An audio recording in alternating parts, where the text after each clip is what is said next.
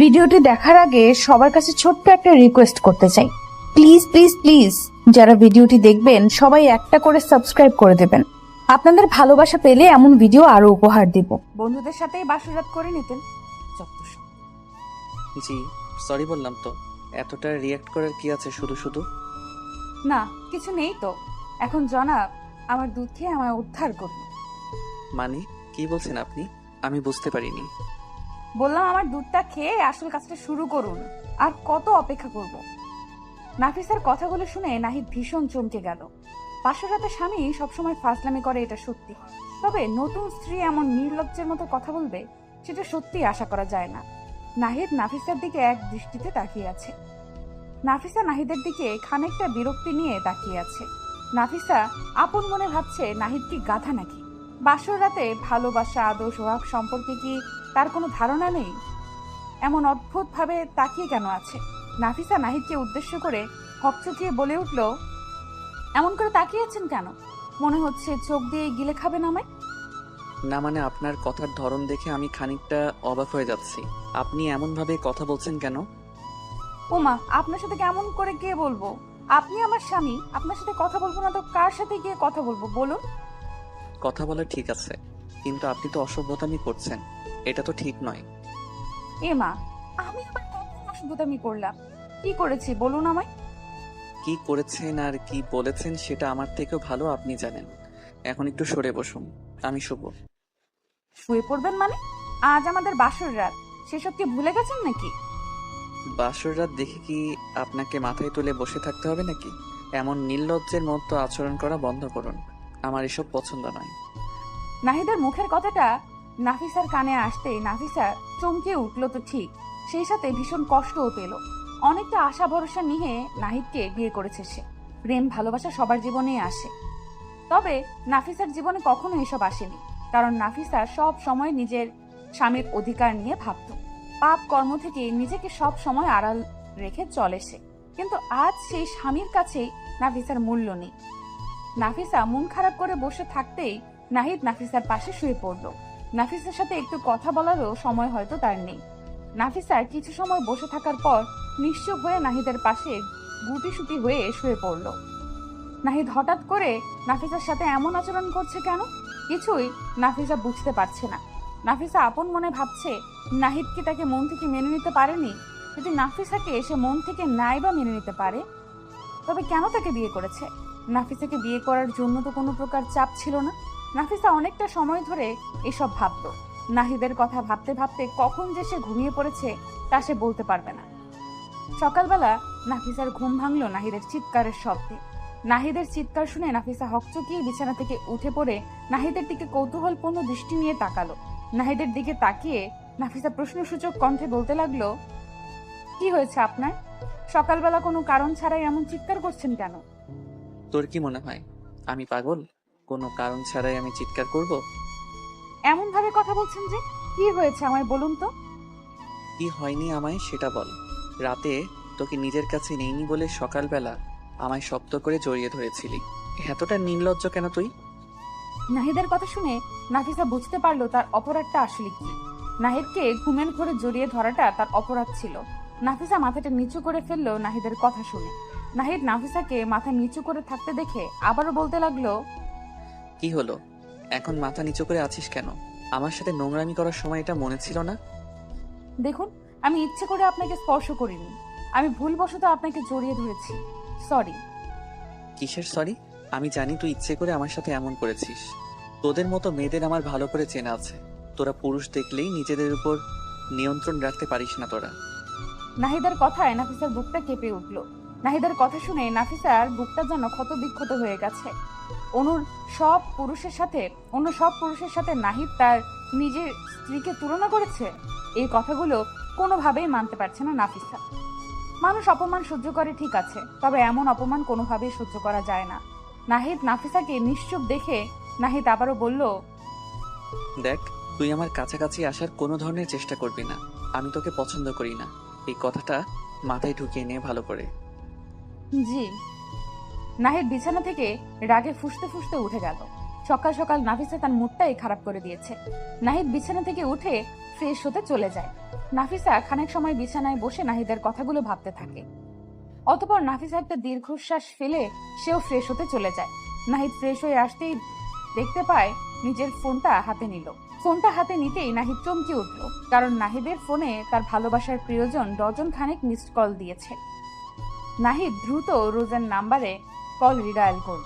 দুবার কল হতেই রোজ নাহিদের কলটা পিক আপ করতেই নাহিদকে উদ্দেশ্য করে শক্ত গলায় বলল, সরি, বাসর রাতে কল করে আপনাকে বিরক্ত করলাম। কিসের বাসর রাত আর কিসের বিরক্ত?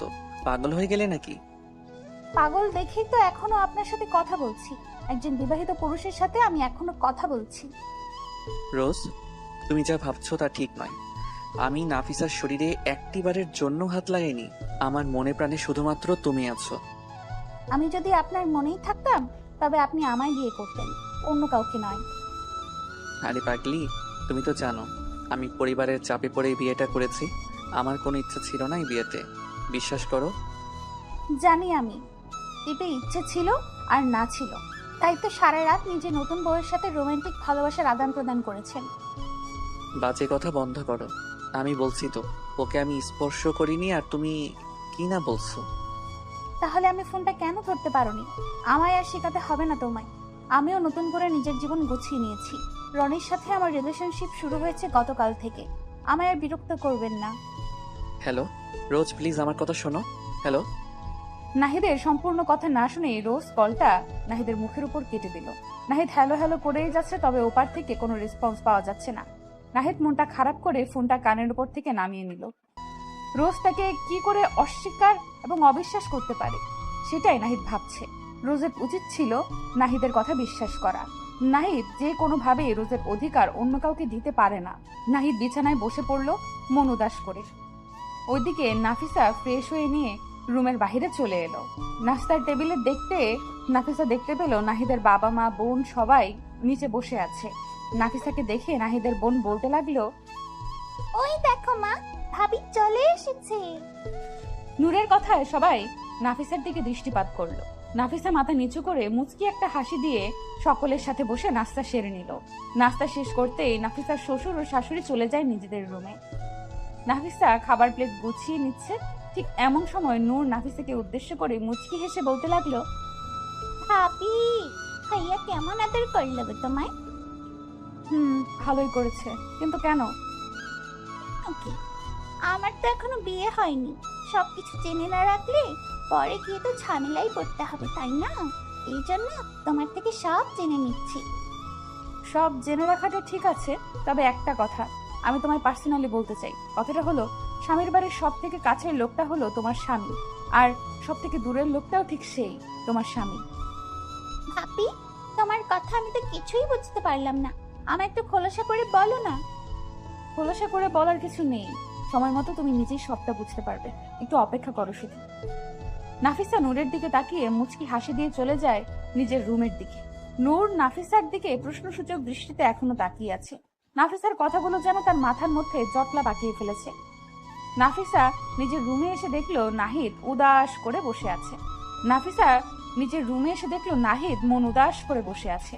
নাফিসার যদিও ইচ্ছে করছে নাহিদের মন খারাপের কারণ জানতে, তবে এখন নাহিদকে কিছু জিজ্ঞেস করার মানে গায়ে পড়ে অপমানিত হওয়া, যেটা নাফিসা করতে চাইছে না। নাফিসা নিজের কাজ করতে লাগলো। ওইদিকে নাহিদ কিছু সময় রুমের মধ্যে দুম করে বসে থেকে অতঃপর রুম থেকে বেরিয়ে যায়। নাহিদ বাইরের থেকে বেরিয়ে সোজা চলে যায় রোজের সাথে দেখা করতে। যে করেই হোক রোজের রাগ ভাঙাতে হবে তার। রোজ আর তার ভালোবাসার সম্পর্ক এমন করে শেষ হয়ে যেতে পারে না। এই ভালোবাসাকে নাহিদকেই টিকিয়ে রাখতে হবে। নাহিদ বাড়ির থেকে বেরিয়ে সোজা চলে যায় রোজের বাড়ির সামনে। রোজের বাড়ির সামনে এসে নাফিসা রোজকে কল করে। প্রায় 5 থেকে 6 বার রিং হবার পর রোজ কলটা পিক করে। নাহিদ কলটা পিক হতেই রোজকে উদ্দেশ্য করে মলিন কণ্ঠে বলতে লাগলো, রোজ, আমি কতক্ষণ ধরে কল করছি, তুমি কি দেখতে পাচ্ছিলে না? আমি তোমার সাথে দেখা করতে এসেছি। তোমার বাড়ির নিচে আছি আমি, একটু নিচে আসো। সরি, আমি আসতে পারবো না। তাছাড়া বিয়ে করার পরও তোমার কেন আমার প্রয়োজন হলো? তোমার স্ত্রী কি তোমায় সুখ দিতে পারছে না? রোজ, আমি জানি তুমি আমার উপর রেগে আছো, আর তোমার রাগ করাটাও জায়েজ, কিন্তু বিশ্বাস করো, আমার আর নাফিসার মধ্যে কোনো ধরনের সম্পর্ক নেই। একটু বিশ্বাস করো আমায় প্লিজ। আমি তো তোমাকে বিশ্বাস করি, তুমি এক কাজ করো, আমার সাথে যদি তোমার সম্পর্ক রাখতে ইচ্ছে হয় তবে তুমি নাফিসাকে ডিভোর্স দিয়ে দাও। ওকে ডিভোর্স দিয়ে তোমার সব সম্পত্তি আমার নামে করে দাও, তারপর আমি তোমায় বিয়ে করব। রোজের কথা শুনে নাহিদের আর বুঝতে বাকি থাকলো না যে আসলে রোজ কি চাইছে। রোজ চাইছে নাফিসাকে ছেড়ে দিয়ে সে নাহিদের স্ত্রী তো নামমাত্র হবে। আসলে নাহিদের সম্পত্তির উপর রোজের দৃষ্টি। রোজের কথাগুলো শোনার পর কোনোভাবেই নাহিদ আর রোজের সাথে কথা বলতে চাইছে না। নাহিদ ঢের বুঝতে পারছে সে একটা মরিচিকার পেছনে ছুটছে এতটা দিন। প্রকৃত অর্থে রোজ কখনোই নাহিদকে ভালোবাসেনি। নাহিদকে নিশ্চুপ দেখে রোজ নাহিদকে উদ্দেশ্য করে বলতে লাগলো, কি হলো এমন চুপসে গেলে যে? কোনো কথা বলছে না? আমার থেকেও কি তোমার সম্পত্তির মূল্য অনেক বেশি তোমার কাছে? ভালোবাসাটা যদি সত্যি হতো তবে সম্পত্তি কোনো ম্যাটার ছিল না। আমি বুঝতে পারছি সব, রাখছি। নাহিদ ফোনটা কেটে দিয়ে ফোনটা রাস্তার পাশে ছুঁড়ে মারলো। নিজেকে ভীষণ অপরাধী মনে হচ্ছে তার। একটা মানুষ ভালোবাসার নামে দিনের পর দিন তাকে ঠকিয়ে গেছে, আর নাহিদ সেই প্রতারকের কথা ভেবে সেই প্রতারকের জন্য নিজেকে কষ্ট দিয়েছে। একটা নির্দোষ মেয়ের সাথে বাজে ব্যবহার করেছে নাহিদ। নিজের উপর নিজের ঘৃণাবোধ কাজ করছে তার। নাহিদের চোখের কোণে নোনা জল এসে জমা হলো। কয়েক ফোঁটা নোনা জল এক পলকেই পড়ে যায় মাটিতে। এই চোখের জল রোজের জন্য নয়, বরং এই চোখের জল নিজেকে ধিক্কার দিতে এসেছে। নাহিদ রোজের বাড়ির থেকে সোজা নিজের বাড়ি চলে এলো। বাড়ি ফিরতেই নাহিদ নিজের রুমে চলে এলো। রুমে এসে নাহিদ দেখতে পায় নাফিসা রুমেই আছে। নাহিদের চোখ জোড়া রক্তবর্ণ ধারণ করে আছে। নাহিদ নিজের জায়গা থেকে উঠে নাফিসা নিজের জায়গা থেকে উঠে নাহিদের দিকে এগিয়ে গিয়ে নাহিদকে উদ্দেশ্য করে কৌতূহলপূর্ণ কণ্ঠে বলল, আপনার চোখ জোড়া এমন রক্তবর্ণ ধারণ করে আছে কেন? কি হয়েছে আপনার? সব ঠিক আছে তো? নাফিসার কথার বিপরীতে নাহিদ কোনো শব্দ করলো না। নাহিদ এক ঝাটকায় নাফিসার দিকে এগিয়ে এসে দুম করে নিজের বুকে নাফিসাকে টেনে নিল। নাফিসাকে বুকে নিয়ে শক্ত করে জড়িয়ে ধরলো নাহিদ। নাহিদের এমন কাজে নাফিসা ভীষণ চমকে যায়। নাফিসার কাছে এসব যেন স্বপ্ন মনে হচ্ছে। নাফিসা তো নিজের স্বামীর কাছে একটু ভালোবাসাই প্রত্যাশা করেছে। আজ তার স্বামী তাকে নিজের বুকে নিয়ে ভালোবাসার পরশ দিচ্ছে। নাফিসা নিশ্চুপ হয়ে একটা ঘুরে চলে যায়। নাহিদ নাফিসাকে শক্ত করে জড়িয়ে ধরে নাফিসার কানের কাছে মুখ এগিয়ে নিয়ে গিয়ে ফিসফিস করে নাফিসাকে উদ্দেশ্য করে বলতে লাগলো, ভালোবাসি তোমায়, অনেক ভালোবাসি। আমায় কখনো ছেড়ে যেও না প্লিজ। আমি অনেক বাজে ব্যবহার করেছি তোমার সাথে, ওই সবের জন্য আমায় ক্ষমা করে দাও তুমি। এসব কি বলছেন আপনি? স্ত্রীর কাছে স্বামীর কোনো অপরাধ থাকতে পারে না। না, থাকতে পারে। আমি তোমার সাথে অনেক অন্যায় করেছি, আমায় ক্ষমা করে দাও। ক্ষমা করতে পারবো না, তবে ভালোবাসা দিতে পারবো, সেটাও মন ভরে। চলবে তো? নাফিসার কথাটা শেষ হতেই নাহিদ যেন আরো শক্ত করে নাফিসাকে নিজের বুকের সাথে লেপ্টে নিল। নাহিদ আছেন যে সমস্ত ভুলগুলো বুঝতে পেরেছে। নাহিদ বুঝতে পেরেছে সে একটা মরিচিকার পেছনে ছুটে নিজের সত্যিকারের ভালোবাসাকে তুচ্ছ তাচ্ছিল্য করেছে। আসলে নাফিসাই তার জীবনের সত্যিকারের ভালোবাসা। নাহিদ আর চাইছে না নিজের স্ত্রীকে ঠকাতে, আর চাইছে না নিজের থেকে দূরে নিজের স্ত্রীকে রাখতে। ভালোবাসায় সিক্ত হয়ে যেতে চাইছে দুটি হৃদয়। নাফিসা নিজের ভালোবাসার প্রিয় মানুষটির বুকে মাথা দিয়ে পরম শান্তি নিতে পেরে নিজেকে যেন আরো ধন্য মনে করতে লাগলো। এই যে মিস্টার, আপনার হাত সাবধানে রাখুন। কেন গো, আমার হাত আবার তোমার কি ক্ষতি করলো? আপনার হাত এসে বারবার আমার কোমর স্পর্শ করছে, এসবের মানে কি? এসবের মানে বোঝো না? তাছাড়া আমার হাত আপনার কোমর স্পর্শ করলে সেটাতে আমার কি দোষ? আপনার কি দোষ মানে? আমার কোমর স্পর্শ করে বলছেন আপনার কোনো দোষ নেই? না তো, আমি আপনার কোমর স্পর্শ করলেও কি আমার মনের মধ্যে তো আর কোনো পাপ নেই? Shut up! রাস্তাঘাটে মেয়ে দেখলে লুচ্চামি করতে ইচ্ছে করে, তাই না? হয়তো তাই করে। বাই দ্য ওয়ে, আমার স্পর্শে আপনার ভিতরে কেমন অনুভূতি জাগালো সেটা তো বললেন না মিস। এটা যদি পাবলিক প্লেস না হতো না, বিশ্বাস করুন আপনার এই অসভ্যতামের সঠিক জবাব আমি নিজেই দিয়ে দিতাম। তাই নাকি? তাহলে বলুন কোথায় আসতে হবে? আমার স্পর্শ পাওয়ার পর সব নারী এমন পাগল হয়ে যায়, বারবার চায় আমার স্পর্শ। পায় আল্লাহ, কোথায় যাব আমি? Stupid! কলেজ ক্যাম্পাসের সামনে অধরার কোমর স্পর্শ করে নোংরামি করে অয়ন। অয়নের এমন নোংরামি দেখে রাগে ফুঁসতে থাকে অধরা। কলেজের ভিপি যদি এমন নোংরামি কাজ করে ক্যাম্পাসের মধ্যে, তবে সেটা কোনোভাবেই শুভকর ব্যাপার নয়। অধরা অয়নকে চোখ রাঙানি দিয়ে ক্যাম্পাস থেকে বেরিয়ে বাড়ির উদ্দেশ্যে রওনা দিল। অধরার সারা শরীর রাগে জ্বলে যাচ্ছে। একটা ছেলে এতটা নোংরা মানসিকতার কেমন করে হতে পারে, সেটাই তো ভাবছে অধরা। পুরো কলেজের সকল স্টুডেন্টের সামনে অয়ন এমন একটা কাজ করেছে, অধরার চোখ থেকে জল চলে আসছে প্রায়। অয়ন তাকে স্পর্শ করেছে বলে নয়, বরং অয়নকে তার উচিত জবাব দিতে না পেরে অধরার চোখে জল আসছে। অধরা চলে যেতেই অয়ন দাঁত বের করে পাগলের মতো হাসতে লাগলো। অয়নের বন্ধু অভি এসে অয়নকে উদ্দেশ্য করে কৌতূহলপূর্ণ কণ্ঠে বলল, কিরে দোষ, তুই এমন করে হাসছিস কেন? কি হয়েছে? আরে তেমন কিছু না, ছাড়ো তো এইসব। এখন বল, তোর মুখের উপর হঠাৎ করে 12টা কেন বেজে আসছে? কি হয়েছে? আর বলিস না, গতকাল কলেজে তুই যে মেয়েটাকে টিজ করেছিস, সেই মেয়েটা প্রিন্সিপালের কাছে নালিশ করেছে তোর নামে। প্রিন্সিপাল তোকে জরুরি অফিস রুমে দেখা করতে বলেছে। আহ, ওকে মেয়ে বলে ডাকিস নে পাগলা। ওটা তোর ভাবি হয়, ভাবি। যাই দেখে আসি আমার হবু বউটা আমার নামে কি কমপ্লেন করে আসলো। অয়ন অভির থেকে বিদায় নিয়ে প্রিন্সিপালের রুমে চলে আসে। প্রিন্সিপালের রুমে আসতেই প্রিন্সিপাল কড়া কণ্ঠে অয়নকে শাসিয়ে দেয়। অধরা অয়নের নামে ইফটিজিং এর অভিযোগ করেছে। অয়ন অধরার অভিযোগটা শুনে ভীষণ অবাক হয়, কারণ হবু বউকে একটু টাচ করলে কি সেটা ইফটিজিং হয়? অয়ন তো মনে প্রাণে অধরাকে নিজের স্ত্রী বলেই মেনে নিয়েছে। এখন শুধু অধরার মানা বাকি। অয়ন প্রিন্সিপালের বকা খেয়ে কলেজ থেকে সোজা বাড়ি চলে আসে। বিকেলে আবার অধরার বাড়ির সামনেই আড্ডা মারতে যেতে হবে। ওখানে লেট করে যাওয়া একদমই চলবে না। অয়ন বাড়ি আসতে অয়নের মা অয়নকে উদ্দেশ্য করে বলল, অয়ন, আজকাল কখন বাড়ি ফিরিস আর কখন বাইরে যাস, কোনো কিছুই তো আমাদের বলে যাস না। এটা কি উচিত? আরে মা, আমি কি এখনো ছোট বাচ্চা আছি নাকি? আমায় নিয়ে এত ভয় কেন পাও তোমরা? সত্যি আমি বুঝি না। বুঝবি কেমন করে? যেদিন সন্তানের বাবা হবি সেই দিনই বুঝবি মা বাবা চিন্তা কেন হয়। ওকে মা, হয়েছে। আর কখনো না বলে কোথাও যাব না আমি। এবার ঠিক আছে? ফ্রেশ হয়ে আয়, আমি খাবার দিচ্ছি। ওকে, এখনই আসছি। অয়ন ফ্রেশ হয়ে এসে খাবার খাচ্ছে আর আপন মনে অধরার কথা ভাবছে। অধরার সাথে এতটা বাজে ব্যবহার করার পরেও মেয়েটা অয়নের উপর হাত তুলছে না। কেন তুলছে না? তবে কি অয়নকে সে পছন্দ করে? না, মুখে মুখে তো অয়নকে সহ্য করতেই পারে না অধরা। তাহলে পছন্দ করবে কেমন করে? অয়ন খাবার শেষ করে খানিক সময় রেস্ট করে বাড়ি থেকে বেরিয়ে সোজা চলে যায় অধরার বাড়ির সামনে। অধরার বাড়ির সামনে এসে অয়ন অধরার জন্য অপেক্ষা করছে। রোজ এই সময় অধরা বাড়ি থেকে বাইরে বের হয়। অয়ন খানিক সময় অপেক্ষা করতেই অধরা নিজের বাড়ি থেকে বেরিয়ে এলো। অয়ন প্রতিদিনের মতো ঠিক অধরার পেছন পেছন চলতে লাগলো। অধরা অয়নকে দেখতে পেয়ে ভীষণ বিরক্তি বোধ করছে। অয়ন পেছন থেকে অধরাকে উদ্দেশ্য করে মৃদু কণ্ঠে বলতে লাগলো, কি হলো জনাবা, এত চুপ কেন? আজ বুঝি আর ঝাড়ি দিবেন না?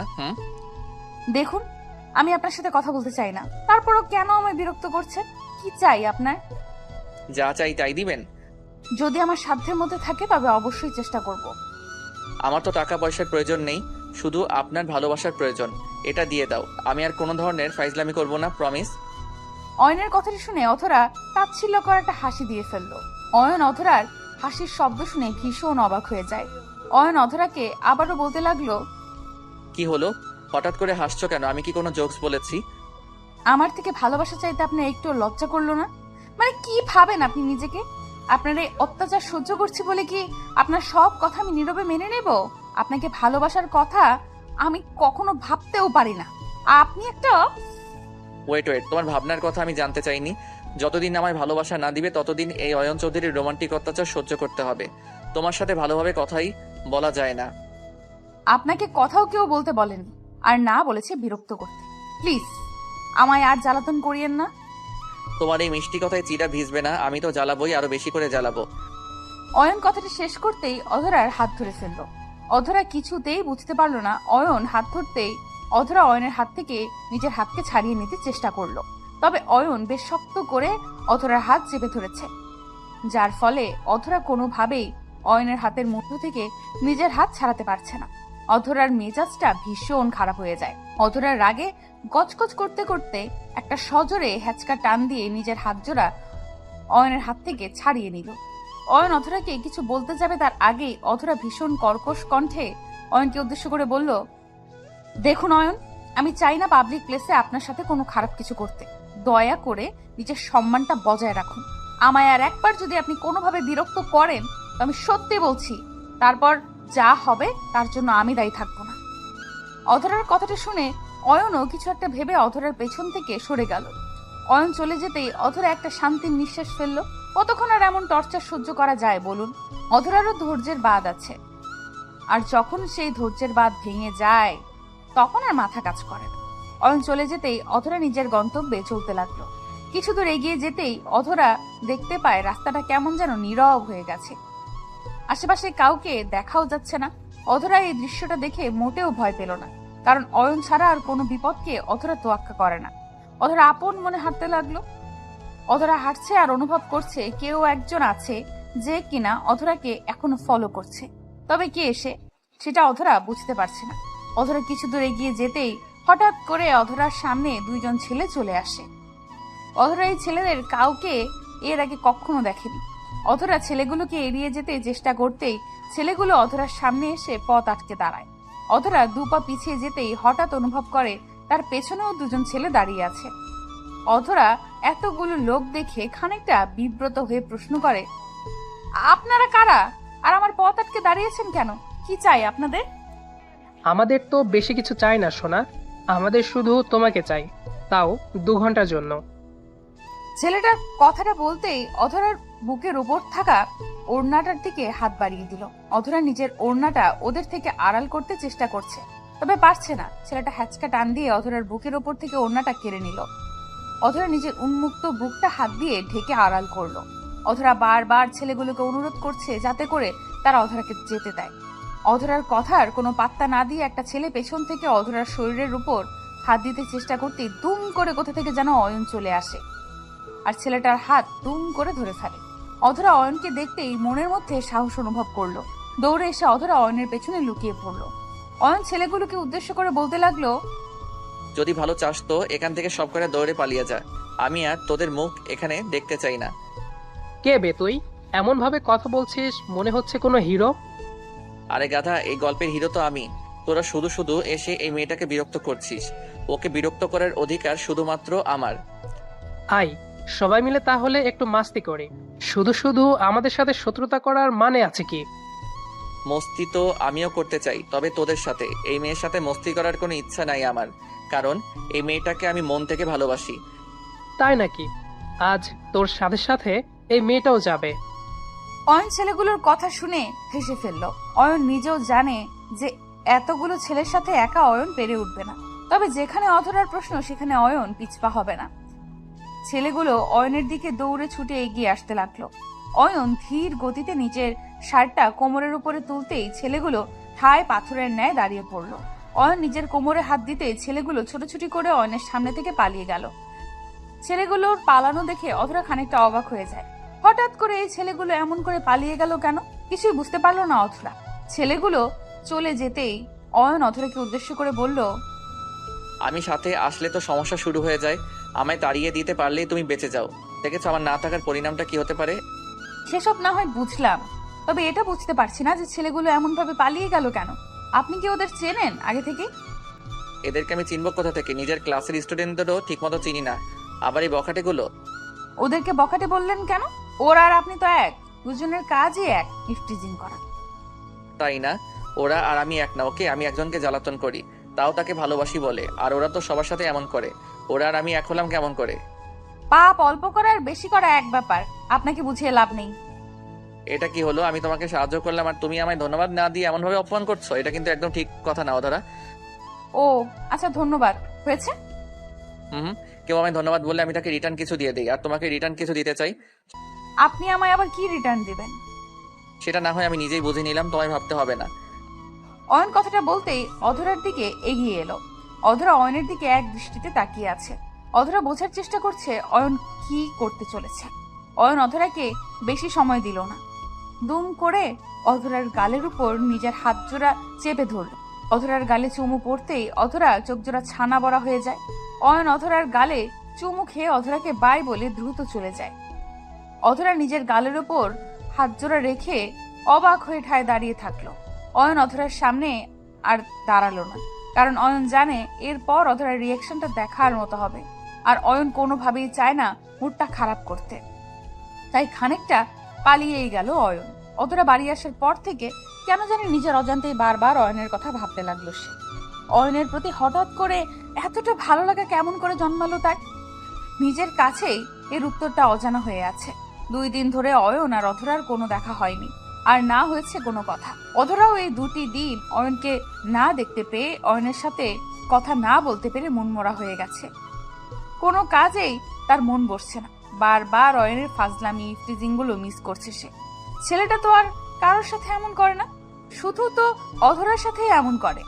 অধরা অয়নের মাঝে নিজের ভালোবাসাকে খুঁজতে লাগলো। 2 দিন পর হঠাৎ করেই অধরার বাড়ির কলিং বেলটা বেজে উঠল। নিজের রুম থেকে বেরিয়ে আসার কোনো ইচ্ছা না থাকার পরেও অধরা বেরিয়ে এসে দরজা খুলতেই দেখতে পায় অয়ন আর তার পাশে কিছু লোক আছে। অধরা একটু চমকে গিয়ে বলে উঠল, অয়ন, ওনারা কারা? আর তুমি এতদিন পর কোথা থেকে এলে? কোথায় ছিলে তুমি? আমি তো বিয়ের প্রিপারেশন নিচ্ছিলাম, তাই তোমার সাথে দেখা করতে পারিনি। এই যে বাবা মাকে নিয়ে চলে এলাম পাকা কথা বলার জন্য। অয়নের কথার কোনো আগামাথা খুঁজে পেল না অধরা। শুধুমাত্র অবাক হয়ে দরজার সামনে দাঁড়িয়ে থাকলো সে।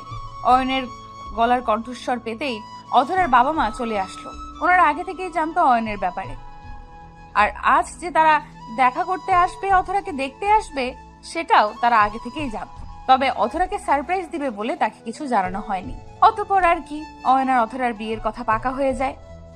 বিয়ের কথা পাকা হবার আগে অধরার থেকে তার সিদ্ধান্ত জিজ্ঞেস করতেই অধরা প্রথমে তো সরাসরি না করে দেয়। তবে অয়ন তো আর যেমন তেমন পাগল না, আস্ত একটা পাগল। ঠিক অধরাকে রাজি করিয়েই নিল। তোমার ঠোঁটের দিকে এক দৃষ্টিতে তাকিয়ে আছো কেন? কোথায় তাকালাম? আমি তো তোমার চোখের দিকে তাকিয়ে আছি। মিথ্যা বলো না, আমি দেখেছি কোথায় তাকিয়েছো। তোমার চোখ খারাপ হয়ে গেছে। আমার চোখ কেন খারাপ হতে যাবে? আমার মতো ভালো চোখের মানুষ তুমি আর দুটো খুঁজে পাবে? আপনার চোখ সম্পর্কে আমার আইডিয়া আছে। এখন বলুন, আর কত সময় ধরে এখানেই বসে থাকবেন? বাড়ি ফিরবেন না? না, ফিরবো না। আজ সারাদিন আমরা এখানে বসে গল্প করব। না, আমার এসব পছন্দ হয় না।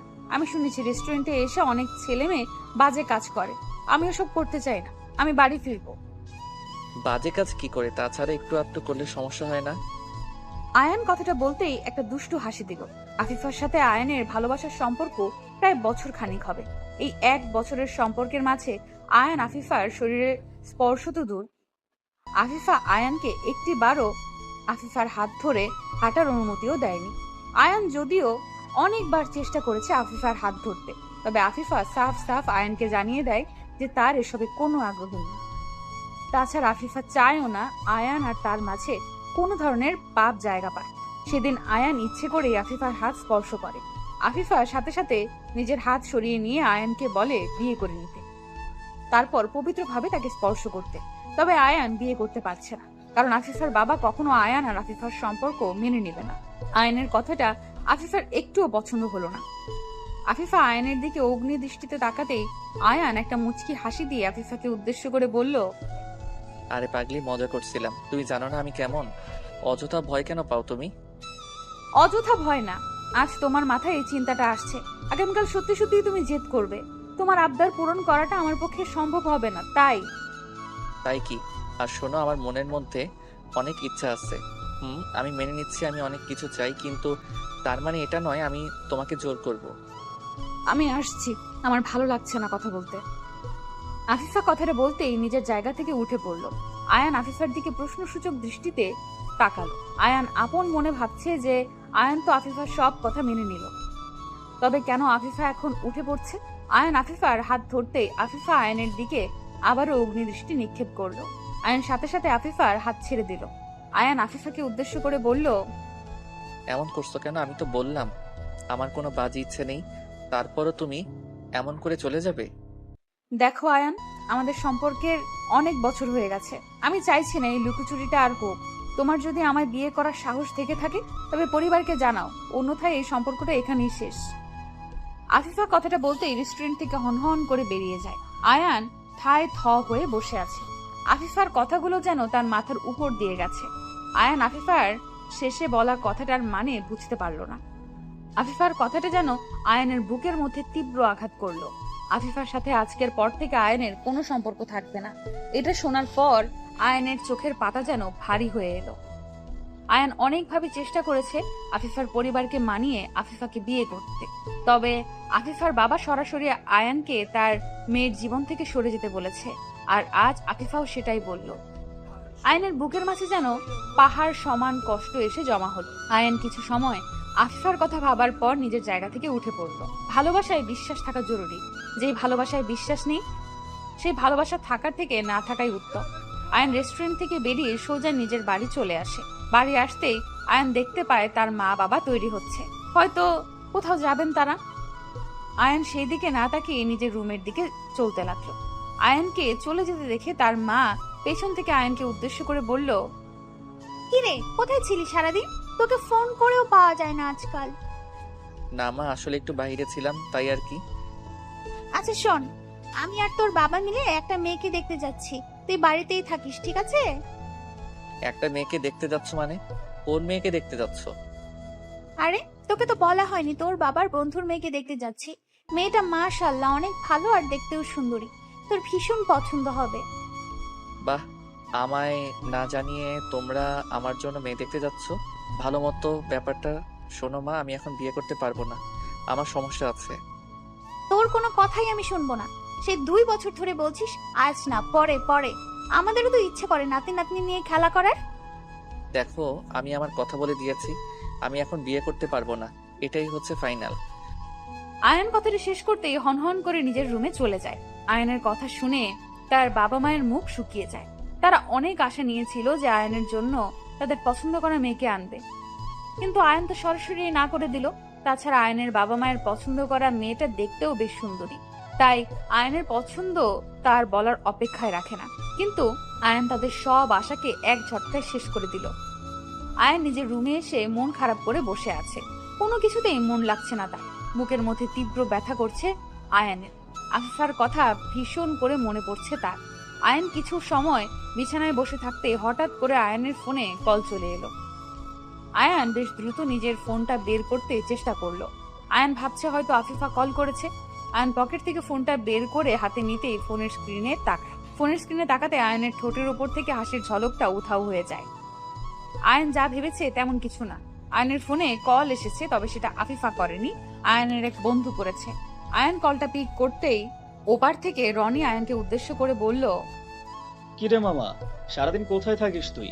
তোকে কল করেও পাওয়া যায় না। কোথায় আবার? বাড়িতেই থাকি। আসলে আমি একটু বিজি থাকি, তাই কলটা পিক করতে পারিনি। কেন কল করেছিস? কিছু বলবি নাকি? এটা আবার কেমন ধরনের কথা আয়ান? আমি তোকে কোনো প্রয়োজন ছাড়া কল করতে পারি না বুঝি? না, তো পারিস, তবে কোনো প্রয়োজন আছে বলেই তো এত কল করেছিস।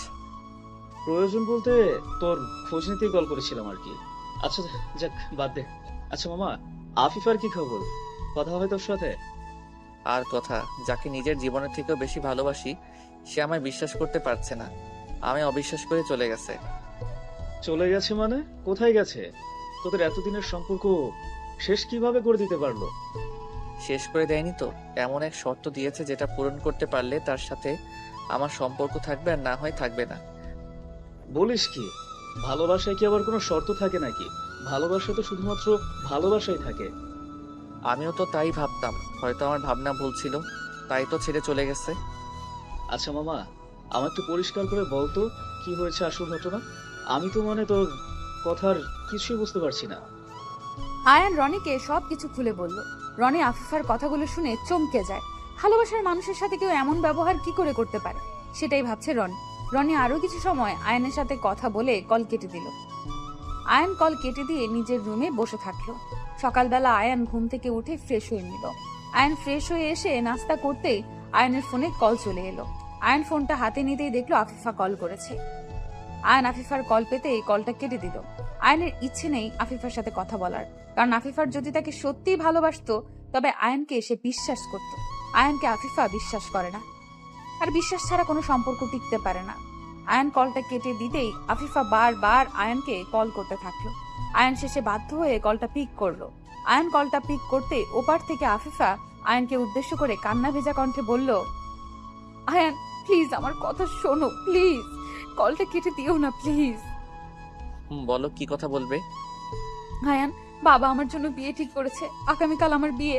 আমি কি করব বুঝতে পারছি না কিছু, প্লিজ একটা উপায় বের করো। আমি কি উপায় বের করব? তোমার বিয়ে হয়ে যাচ্ছে তো হয়ে যাক, সমস্যা নেই কোনো। আয়ান এইসব কি বলছো তুমি? মাথা ঠিক আছে তোমার?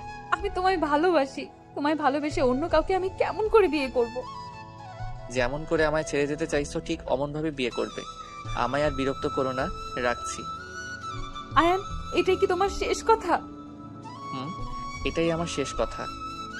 যদি এটাই তোমার শেষ কথা হয়ে থাকে তো আমারও শেষ কথা শুনে রাখো, আমি যদি তোমায় আপন করে না পাই তবে এই জীবন আমি রাখবো না। কারোর জন্য কেউ মরে যায় না আফিফা, এটা নিছক মিছে কথা। সবাই বেঁচে থাকে। সবার কথা তো বলতে পারছি না, তবে আমার নিজের কথা বলতে পারছি। সুখবরটা খুব শীঘ্রই পাবে আশা করি। আফিফা কথাটা বলতেই কলটা কেটে দিল। আয়ান আর দ্বিতীয়বার কল করলো না, কারণ আয়ান ভাবছে হয়তো আফিফা মজা করছে তার সাথে।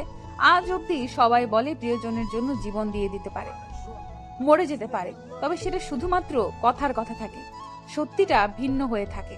আর আয়ান আর কি বা করবে? আফিফার বাবা মাকে অনেকবার সে বোঝাতে চেয়েছে, কিন্তু তারা আয়ানের কোনো কথাই শোনেনি, বরং অপমান করেছে আয়ানকে। আয়ান তবুও আফিফাকে নিয়ে বাঁচতে চেয়েছে, কিন্তু আফিফার তো চিন্তা অন্য কিছুই ছিল। আয়ান নিজের মতো করে বিছানায় বসে আছে, আফিফার বিয়ে অন্য কারোর সাথে হয়ে যাবে। এই কথাটা ভাবতেই আয়ানের কলিজাটা কেঁপে উঠছে। নিজের ভালোবাসার মানুষটিকে অন্যের সাথে সহ্য করতে পারবে না আয়ান। আয়ান আফিফার কথা ভাবতে লাগলো আপন মনে। কিছু সময় আফিফার কথা ভাবতেই আয়ানের রুমে চলে আসে তার মা। আয়ানের মা এসে আয়ানকে উদ্দেশ্য করে শান্ত কণ্ঠে বলল, আয়ান, আমার তোর সাথে কিছু কথা ছিল, তুই কি এখন ফ্রি আছিস? মা, বলো কি কথা বলবে? আমি সত্যি করে বল, তোর কি কোনো পছন্দ করা মেয়ে আছে? যদি থাকে তো বল, আমরা মেয়ের বাবা মায়ের সাথে কথা বলে সব ঠিক করে নিই। মা, আমার কাকে পছন্দ আর কাকে চাই সেসব তো তোমরা জানো। আমি আফিফাকে ভালোবাসি, ওকে ছাড়া অন্য কাউকে বিয়ে করা আমার পক্ষে সম্ভব নয়। আফিফা, ওই মেয়ের কথা তুই এখনো মনে রেখেছিস? তুই কি ভুলে গেছিস ওর বাবা আমাদের কেমন করে অপমান করেছে, কেমন করে আমাদের ছোট করেছে? আমি কিছু ভুলে যাইনি, তবে আফিফা তো কিছু করেনি, ভুল ওর বাবা করেছে। আফিফার কোনো ভুল ছিল না মা। আফিফার পক্ষে কথা বলা বন্ধ করে দে। ওই মেয়ে ওর বাবার মতো। যদি ওই মেয়ে তোকে সত্যি ভালোবাসতো তবে তোর কাছে ছুটে চলে আসতো, বাবা মায়ের জন্য অপেক্ষা করতো না। আমার কাছে যেমন তোমরা গুরুত্বপূর্ণ, ঠিক তেমনি ওর কাছে ওর বাবা মা গুরুত্বপূর্ণ, তাই ও কোনো সিদ্ধান্ত নিতে পারছে না। তুই যত যাই বলিস, আমরা আর গায়ে পড়ে অপমানিত হতে পারবো না বাপু। ওই মেয়েকে নিয়ে আমাদের মনে আর কোনো ইচ্ছে নেই। আয়নের মা কথাটা বলতেই চলে যায় আয়নের রুম থেকে। আয়ন আগে থেকেই জানতো তার মা এই সম্পর্কে কোনো বিশেষ আগ্রহ দেখাবে না, কারণ আফিফার বাবা যেভাবে তাদের অপমান করেছে, তারপর আর আফিফাকে নিয়ে কোনো ভাবনা থাকা অন্তত তাদের পক্ষে সম্ভব নয়। আয়নের রুম থেকে তার মা চলে যেতেই আয়ন একটা দীর্ঘশ্বাস ফেলে আফিফার ভাবনায় মগ্ন হয়ে পড়ল। আফিফার কথা ভাবতে ভাবতে কখন যে আয়নের চোখের পাতা এক হয়ে গেছে তা সে জানে না। পরদিন সকালে আয়নের ফোনে একটা অপরিচিত নাম্বার থেকে কল এলো। আয়ন ফোনটা পিক করতেই চমকে উঠল আয়ন। আয়নের চমকে ওঠার কারণ, ফোনের ওপারে ছিল আফিফার বাবা। আফিফার বাবার কল পেয়ে আয়ন খানিকটা অবাক হয়ে যায়। আয়ন ফোনটা পিক করতে আফিফার বাবা আয়নকে উদ্দেশ্য করে বলতে লাগলো, আয়ান, কোথায় আছো তুমি? বাসায় আছি মা। কিন্তু কেন আঙ্কেল, কি হয়েছে? আফিফা হাসপাতালে ভর্তি আছে, তাকে দেখতে চাইছে একটু। যদি তুমি একটু আসতে তবে। আফিফার বাবা সম্পূর্ণ কথাটা বলতে পারলো না। পুরো কথাটা বলার আগেই উনি কান্না করতে লাগলেন। আয়ান ওনাকে কান্না করতে দেখে আর বুঝতে বাকি থাকলো না যে নিশ্চয়ই কিছু একটা খারাপ হয়েছে। তা না হলে উনি কখনো আয়ানকে কল করতেন না। আয়ান ফোনটা রেখে দিয়ে ভীষণ বিচলিত হয়ে দৌড়ে নিজের রুম থেকে বেরিয়ে যায়। আয়ান হসপিটালের উদ্দেশ্যে বাড়ি থেকে বেরিয়ে পড়ে আপন মনে ভাবছে আফিফা যেটা বলেছে সেটা তো আয়ান মজা ভেবেছে, কিন্তু আফিফা সেই মজাটাকে সত্যি করে দিল। আয়ানের বুকের মধ্যে যেন কেউ ধারালো ছুরি দিয়ে আঘাত করছে। আয়ান এই যন্ত্রণা যেন সহ্য করতে পারছে না। আয়ান হসপিটালে এসে দ্রুত খোঁজ নিল আফিফা কোন কেবিনে আছে। অতঃপর আফিফার কেবিনে চলে আসে সে। আফিফা বিষ খেয়ে নিয়েছে। যদিও সব বিষ বের করা হয়েছে, তবে আফিফার অবস্থা মোটেও ভালো নয়। আয়ান আফিফার কেবিনে এসে আফিফার পাশে বসলো। আফিফার হাত ধরতে আফিফা আয়ানের দিকে তাকালো। আয়ান আফিফাকে উদ্দেশ্য করে মলিন কণ্ঠে বলল, কি দরকার ছিল এসব পাগলামি করার? যদি আজ খারাপ কিছু হয়ে যেত তখন কি হতো? কি নিয়ে বাঁচতাম আমি? কেন? তুমি তো বলেই দিয়েছো আমার যাই হোক তাতে তোমার কিচ্ছু না। তাহলে আমি কিসের আশায় বেঁচে থাকবো? আমি তোমার ছাড়া বেঁচে থাকতে পারবো না, তাই নিজেকে শেষ করে দিচ্ছি। আফিফার কথা শেষ হতে আয়ান আফিফাকে শক্ত করে নিজের বুকের সাথে মিশিয়ে জড়িয়ে ধরলো। আফিফা চোখ বন্ধ করে আয়ানকেও আজ জড়িয়ে ধরলো। আয়ান আফিফাকে জড়িয়ে ধরে বলতে লাগলো, তুমি ছাড়া আমিও বাঁচতে পারবো না। অনেক ভালোবাসি তোমায়, নিজের থেকেও বেশি। আমিও তোমায় নিজের জীবনের থেকেও বেশি ভালোবাসি। আয়ান আর আফিফার ভালোবাসার কাছে আফিফার বাবাকে হেরে যেতে হলো।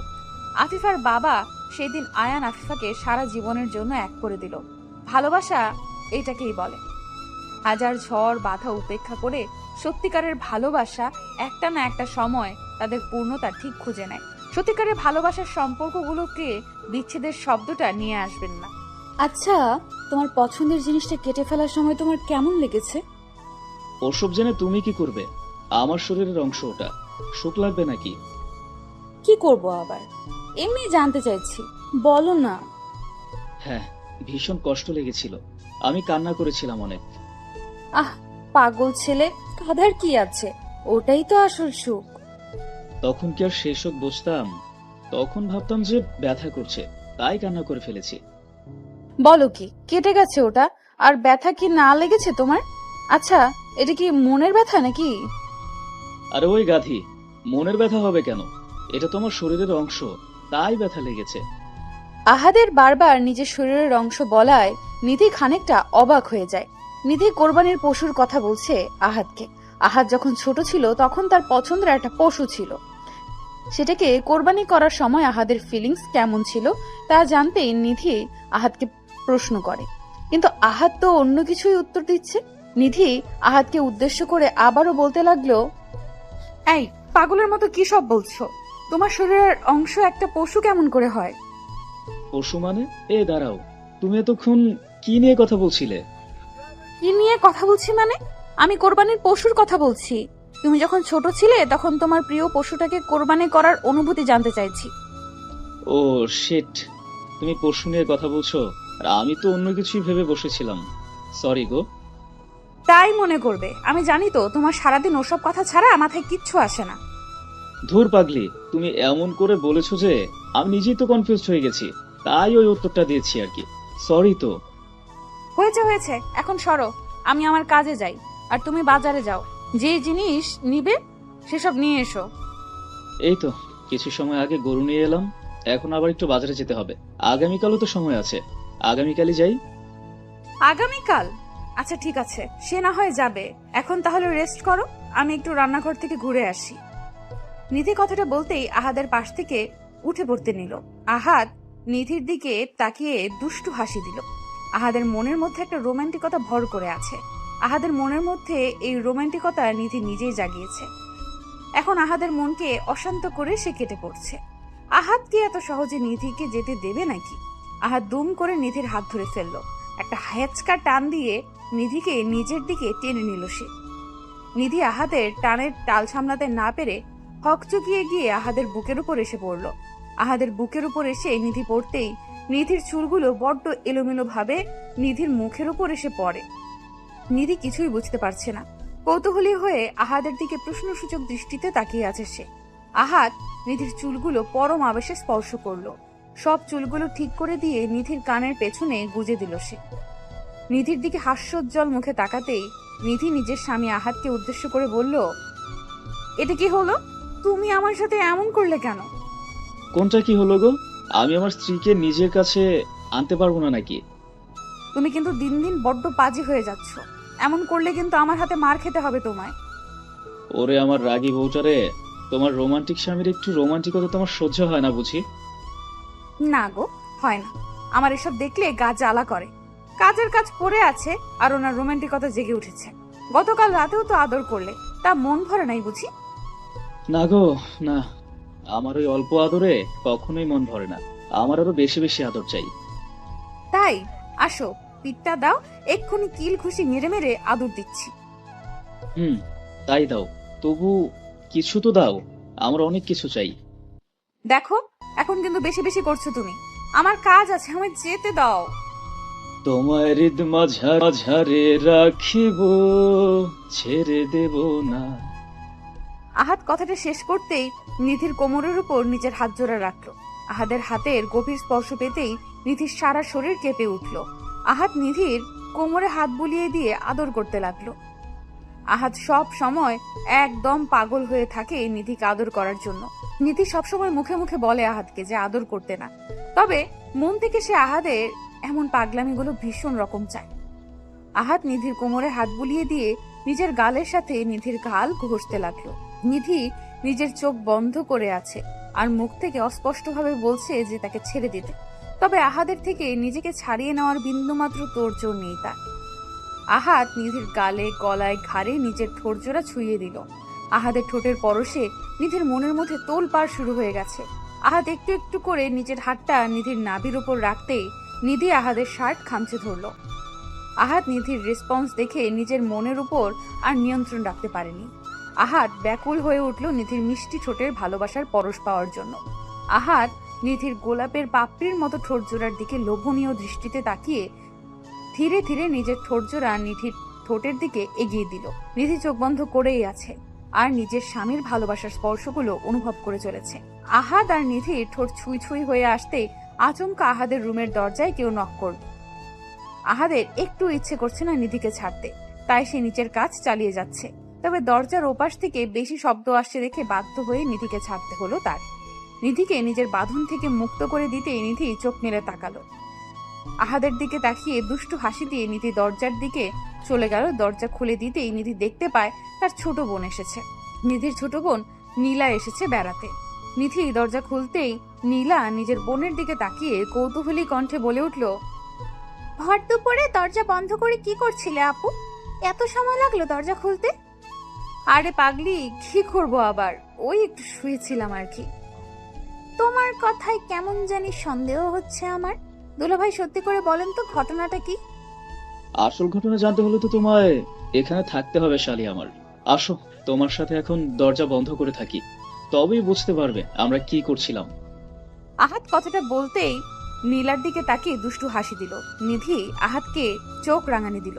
ওইদিকে নীলা আহাদের দিকে এখনো হা করে তাকিয়ে আছে। হয়তো আহাদের কথার মানে সে বুঝতে পারেনি। নিধি নীলাকে উদ্দেশ্য করে বলল, তা কখন এসেছিস আর ফ্রেশ হয়েছিস কি? এই তো 10 মিনিট হবে, এখনো ফ্রেশ হইনি মাত্র। ভাবলাম তোর সাথে আগে দেখা করে নে, এই চলে আসলাম। বাবা, এখন দেখি দুলাভাইয়ের কোনো মান সম্মানই নাই। মানে আমার শালি শুধুমাত্র তার বোনের সাথে দেখা করতে এসেছে, আমার সাথে না। আপনি লোকটা ভালো না, অনেক পচা, তাই আপনার সাথে দেখা করার কোনো ইচ্ছা আমার নাই। ও মা, তাই নাকি? তা আমি কি করেছি শালিকা আমার? বলো আমায়। আমার তো জানতে হবে যে আমি কি এমন কাজটা করে পচা হয়ে গেছি, তাই না? এই যে আমার বোনকে নিজের বাড়িতে আটকে রেখেছেন, এটা কি কম কথা নাকি? ওরে বাবারে, তাই? আচ্ছা যাও, ঠিক আছে, নিয়ে যাও তোমার বোনকে। আমিও দেখি কিভাবে নিয়ে যাও তুমি। তাই নিয়ে যাব, এখন আসছি। নীলা কথাটা বলে চলে যায়। নীলা আর আহাদের মধ্যে সব সময় ঝগড়া আর মজা চলতেই থাকে। এরা দুজন যেন সাপ নেউল।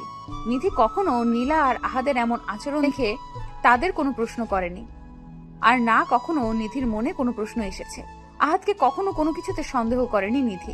নিধি সব সময় আহাদকে বিশ্বাস করে, আর এই বিশ্বাস তাদের দুজনকে এক অদ্ভুত ভালোবাসায় বেঁধে রেখেছে। নিধি নীলাকে নিয়ে চলে যায় গেস্ট রুমে। অতঃপর নিধি দুপুরের খাবারের আয়োজন করে। সবাই একসাথে লাঞ্চ করে নিল। লাঞ্চ করে আহাদ নিজের রুমে চলে এলো। রুমে এসে আহাদ জানলার পাশে গিয়ে দাঁড়ালো। বাহিরে রিমঝিম ধারায় বৃষ্টি পড়ছে। হালকা মৃদু শীতল বাতাসে মনের মধ্যে যেন ভালো লাগার অনুভূতি জন্ম দিচ্ছে এই হাওয়া। আহাদ এক দৃষ্টিতে বৃষ্টির মুগ্ধতা উপভোগ করছে। কিছু সময় বাহিরের মেঘলা আকাশ দেখার পর আচমকা আহাদ অনুভব করলো তার পিঠের উপর কেউ একজন হাত রেখেছে। এই স্পর্শটা আহাদের ভীষণ চেনা। আহাদ পেছন ফিরে তাকাতেই দেখতে পায় তার প্রিয়তমা চা হাতে নিয়ে দাঁড়িয়ে আছে। আহাদ চা খেতে খেতে বৃষ্টি দেখতে ভীষণ পছন্দ করে, তাই নিধি হয়তো চা করে দিয়েছে।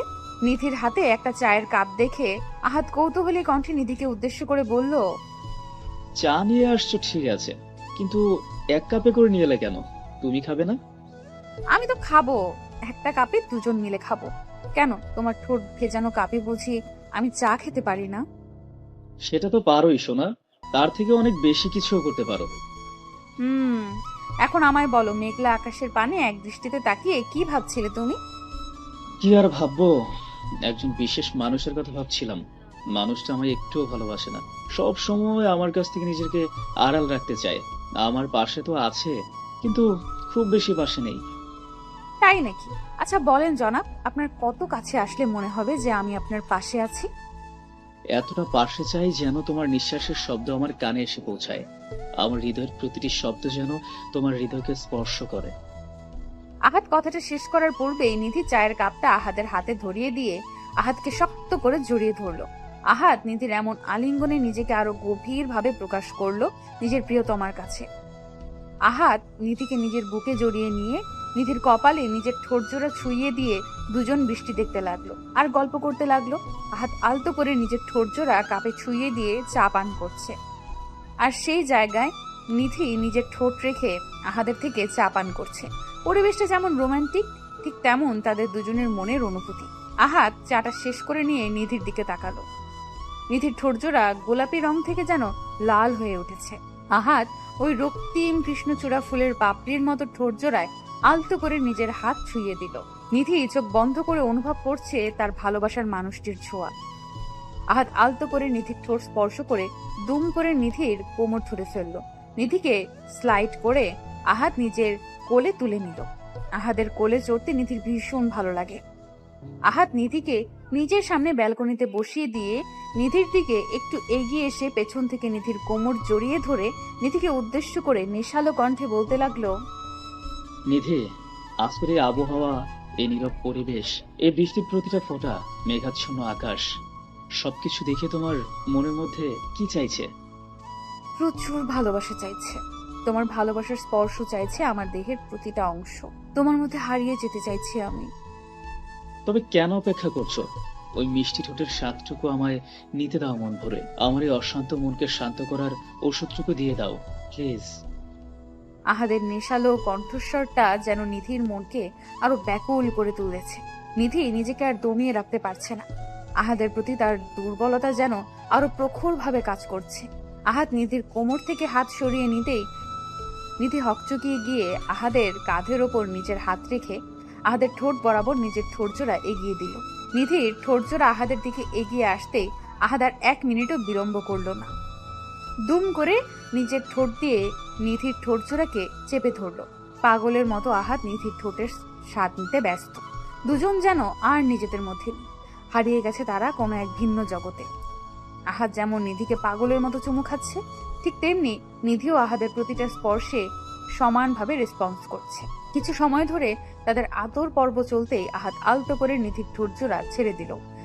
নিধিকে কোলে তুলে নিয়ে আহাদ সোজা চলে যায় নিজেদের বিছানায়। নিধিকে বিছানায় পরম আবেশে শুইয়ে দিয়ে আহাদ নিধিকে পাগলের মতো আদর করতে লাগলো। আহাদের ভালোবাসার স্পর্শগুলো নিধি ব্যাপকভাবে সাড়া দিতে লাগলো। দুজন যেন আজ হারিয়ে গেছে অন্য এক দুনিয়ায়। ভালোবাসাকে পূর্ণতা দিতে তারা মরিয়া হয়ে উঠেছে। ঘন্টাখানেক পর আহাদ ক্লান্ত হয়ে নিধির বুকে মাথা দিয়ে শুয়ে পড়ল। আহাদ ক্লান্ত হয়ে পড়তেই নিধি আলতো কণ্ঠে আহাদকে উদ্দেশ্য করে মুচকি হেসে বলল, কি গো, তোমার এখন হলো বুঝি? যদি ইচ্ছে ছিল না এত তাড়াতাড়ি আদর শেষ করতে, কিন্তু তোমার ছটফটা নিতে আমি বাধ্য হলাম তোমাকে ছেড়ে দিতে। তাই নাকি ফাজিল? জানো তোমার এই একবার আদর করাতে আমার কতবার হয়ে যায়, তারপরও বলো ইচ্ছে হয় না ছাড়তে। ইস রে, তাই নাকি? কতবার কি হয়ে যায় গো? যাও ফাজিল, তোমার দেখি একটুও লজ্জা নেই।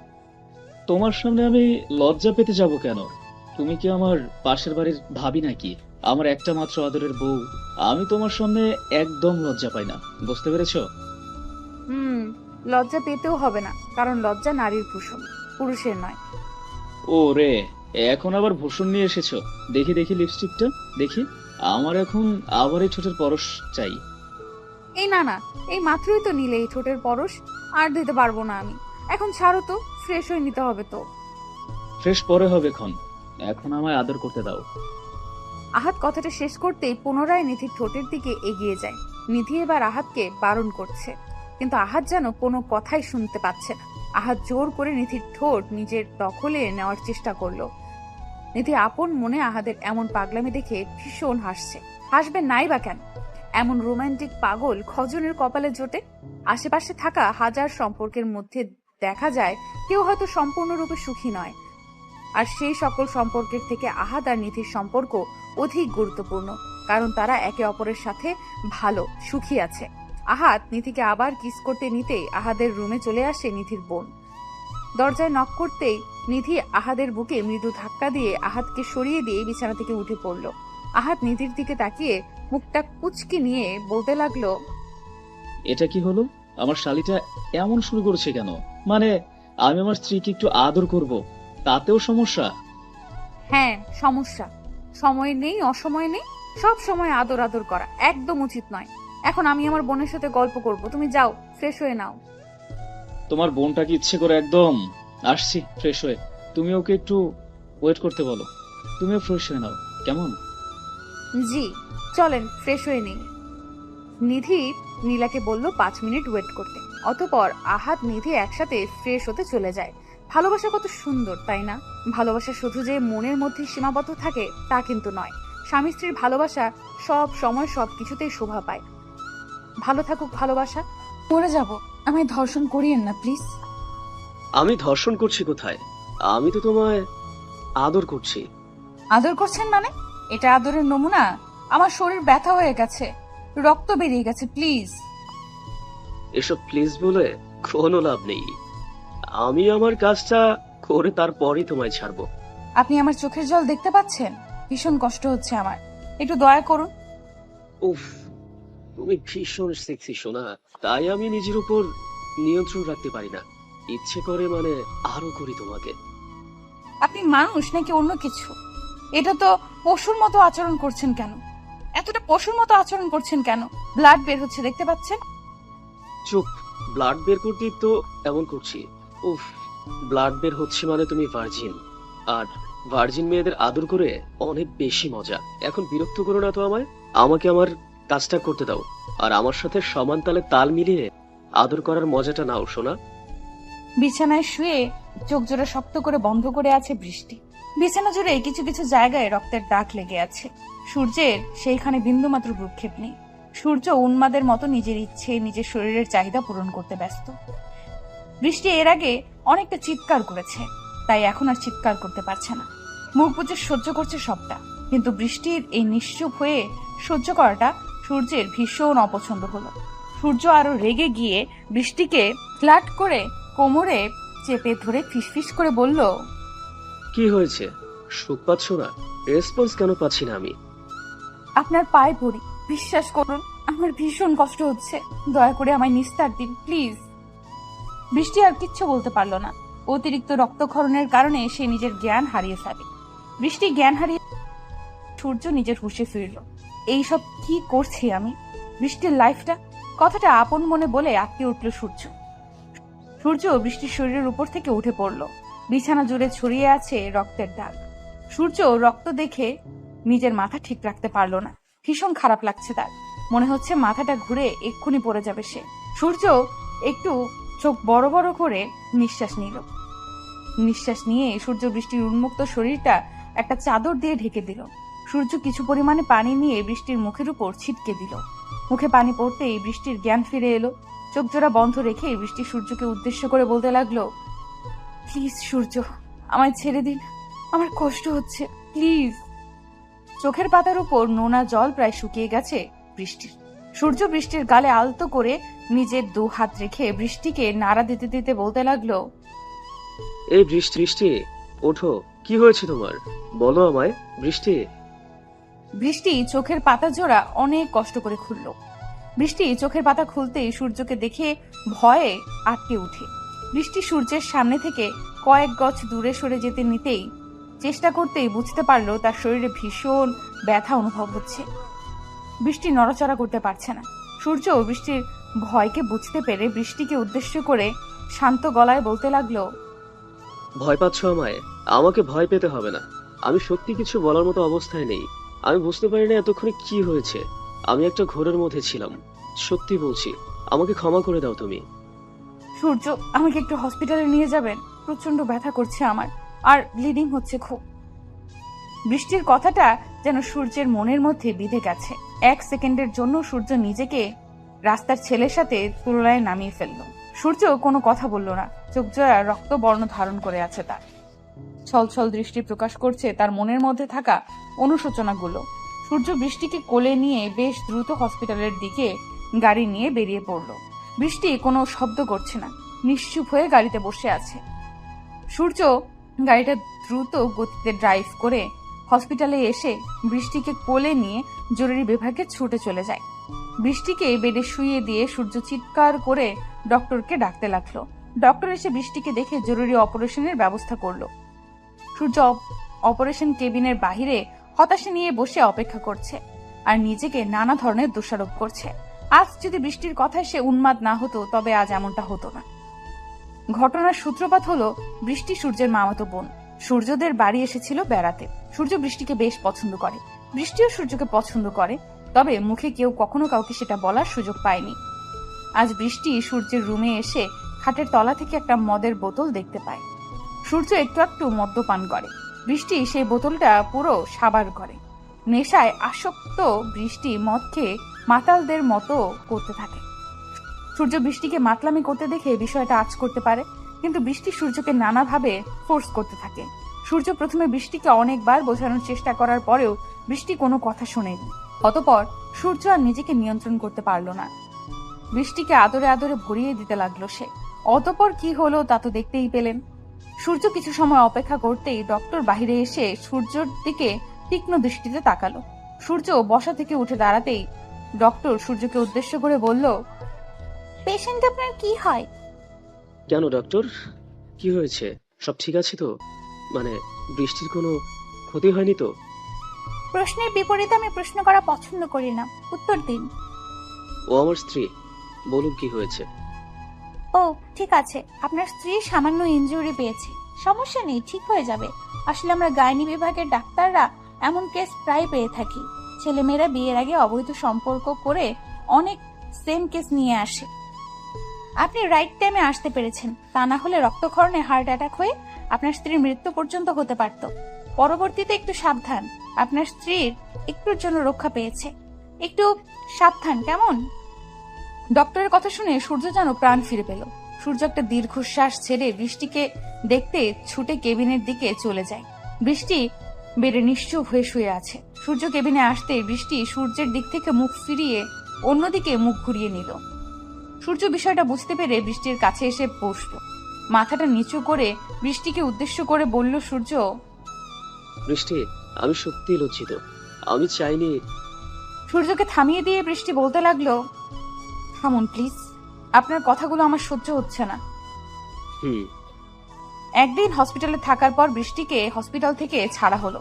বৃষ্টি বাড়ি এসে নিজের ব্যাগ গুছিয়ে নিল। এখন মোটামুটি সুস্থ বৃষ্টি। সূর্য বৃষ্টিকে নিয়ে বাড়ি ফিরতে সবাই হাজারটা প্রশ্ন শুরু করে দিল। সবাই জানতে চাইতে লাগলো বৃষ্টি কোথায় ছিল গতকাল রাতে, আর সূর্যই বা কোথায় ছিল। কিন্তু সূর্য সত্যিটা সবাইকে বলতে পারলো না। মিথ্যা বলল যে গতকাল তারা একটু ঘুরতে গেছিল। বাড়ির লোক আর কোনো কথা বলল না। রুমে এসে সূর্য ফ্রেশ হয়ে নিতেই বাহির থেকে চিৎকার চেঁচামেচির শব্দ আসতে লাগলো। সূর্য বিচলিত হয়ে দৌড়ে ছুটে বাহিরে চলে আসে। বাহিরে আসতেই সূর্য দেখতে পায় বৃষ্টি তৈরি হয়ে বেরিয়ে যাচ্ছে, আর বাড়ির সবাই বৃষ্টিকে আটকাতে মরিয়া হয়ে চেষ্টা করছে। সূর্য বৃষ্টির দিকে কিছু সময় তাকিয়ে থেকে পেছন থেকে এগিয়ে গিয়ে বৃষ্টির হাত ধরল। বৃষ্টি সূর্যের স্পর্শ পেতেই থমকে দাঁড়ালো। সূর্য মৃদু কণ্ঠে বলল, বৃষ্টি, তুমি এভাবে চলে যাচ্ছ কেন? সবাই যেতে পারছে, একটু সকলের কথা ভেবে। সূর্যকে থামিয়ে দিয়ে বৃষ্টি ভারী কণ্ঠে বলল, সবার কথা রাখা আমার পক্ষে সম্ভব নয়, আর এত কিছু হয়ে যাবার পরেও আমি এ বাড়িতে থাকবো সেটা কাল্পনিক। তাছাড়া এই বাড়িতে না থাকার যথেষ্ট কারণ আছে। কি কারণ বলো আমায়, বিশ্বাস করো আমি সেই কারণটা বদলে দিব, প্লিজ।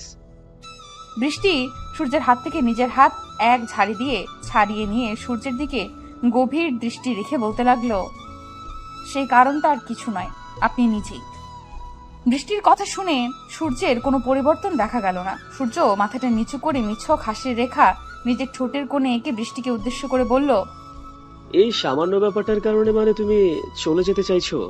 ঠিক আছে বৃষ্টি, তুমি থাকো, আমি বেরিয়ে যাচ্ছি। আজকের দিনের সময়টা কি পাবো আমি? মানে আমার সবকিছু গোছাতে একটু সময় লাগবে, শুধু আজকের দিনটা। কাল সকাল হতেই চলে যাব আমি। থাক, দরকার নেই। আপনি চলে গেলে বাড়ির লোক নানা কথা বলবে। ঘরের ছেলে ঘরে থাকুক, আমি চলে যাচ্ছি। আরে না, কিছু বলবে না, আমি ট্যুরের কথা বলে বেরিয়ে যাব, আর ততদিন ফিরবো না যতদিন তুমি আছো। ওকে। এবার খুশি তো তুমি? আমার খুশি? যেখানে আমার জীবনটা নরক করে দিয়েছেন কয়েক মুহূর্তে, সেখানে আমার খুশির কথা চিন্তা করা আপনাকে শোভা দেয় না। বৃষ্টি কথাটা শেষ করে হনহন করে রুমের দিকে চলে যায়। সূর্যের চোখের সামনেটা আধার হয়ে আসছে। এই আধার হয়ে আসার কারণ হলো জল। নোনা জল সূর্যের চোখের পাতা ভারী করে দিয়েছে। ছলছল চোখে সূর্য সবার আড়ালে নিজের রুমে চলে আসে। মনের মধ্যে একটা প্রশ্ন ঘুরছে সূর্য ভাবছে, আমি তো কোনো ভুল করিনি, আমি তো নিজের ইচ্ছায় বৃষ্টির সাথে কিছু করিনি, বরং বৃষ্টি নিজেই আমার কাছে এসেছে, আমায় জোর করেছে। মানছি আমায় নিজের জ্ঞানে থাকা উচিত ছিল, আমি পারিনি, তাই বলে সবকিছুর জন্য আমাকে সাজা দেওয়ার মানে কি? সূর্য কথাটা ভাবতেই বৃষ্টির কথা মনে পড়ে যায় তার। বৃষ্টি যদি তাকে দূরে রেখে এমন অবহেলা করে শান্তি পায়, তবে বৃষ্টির শান্তির জন্য সবকিছু সে করতে পারবে। ভাইয়া কোথায় যাচ্ছেন? আসলে আজ আমার একটা ট্যুর আছে কিছুদিনের জন্য, তাই বের হচ্ছিলাম। ভাইয়া আমরা তো আর অল্প কয়েকদিন আছি, এই কয়দিন না হয় এখানেই থেকে যান, আমরা চলে গেলে বরং আপনিও চলে যাবেন। তোমরা যাওয়ার আগেই আমি ফিরে আসবো, সো টেনশন করিও না। সূর্যের কথা শেষ হতে পেছন থেকে বৃষ্টি বেশ শব্দ করে বলতে লাগলো, আপনি যে চলে যাচ্ছেন, আমার কিছু কথা আছে আপনার সাথে। বৃষ্টির কথা শুনে সূর্য পেছন ফিরে দৃষ্টিপাত করলো। বৃষ্টির উদ্দেশ্যে সূর্য বলতে লাগলো, হ্যাঁ বলো, কি বলবে? বলার মতো অনেক কথা আছে, তবে এখানে নয়, আমি একান্তে। রুমে চলো।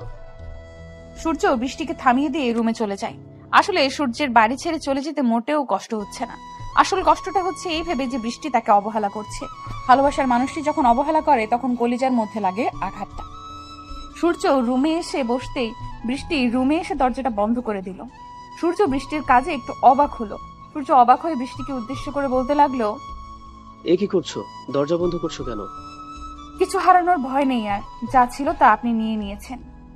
দেখো বৃষ্টি, আমি মানছি যে আমি ভুল করেছি, তবে সেখানে আমার যতটা দোষ ছিল ঠিক ততটা তোমারও ছিল। এক হাতে কখনো তালি বাজে না, তবুও তুমি এককভাবে আমায় দোষারোপ করলে। চলে যেতে বললে আমাকে তোমার সামনে থেকে।